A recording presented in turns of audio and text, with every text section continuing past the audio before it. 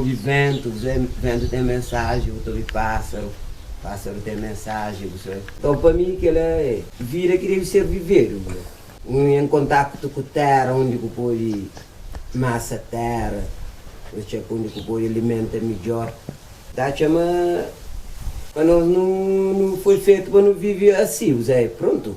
Cidade tem lá potencialidades também, mas uma vida que pode meditar, que pode tentar ficar mais em contato com a natureza, pode tentar entrar no fundo do ser. Daí eu tenho que preferir não com calmo, ambiente saudável, daí eu que ela é essencial. Tudo que ela a ver com o cume, tudo a ver com aquele silêncio, tudo aquele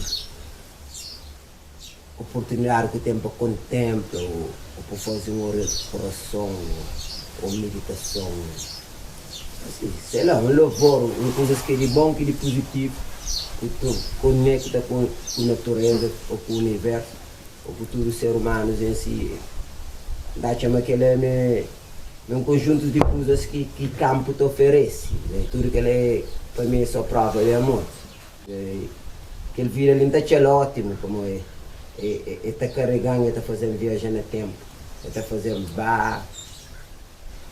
futuro, milenário, passado, milenário também, e através de observação de presente. Então, aumentar uma vida de campo, é aquela real vida, até grandes pessoas te mostram, e hoje tudo pessoas bem informadas, se transforma, se muda aquela vida de cidade para campo.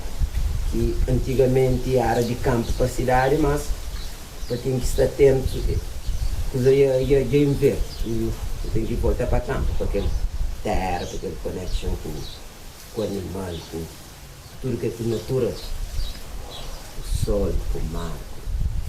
Porque isso que é natural que pode não vir a mais esperar. E aquela é uma coisa que está chamando ter o ser humano, mais sensível, mas tem capacidade de entender que ele é. Por além de pesquisas, não está sentindo me bom, me ideal, me refrigério para a alma. Eu me sigo entender.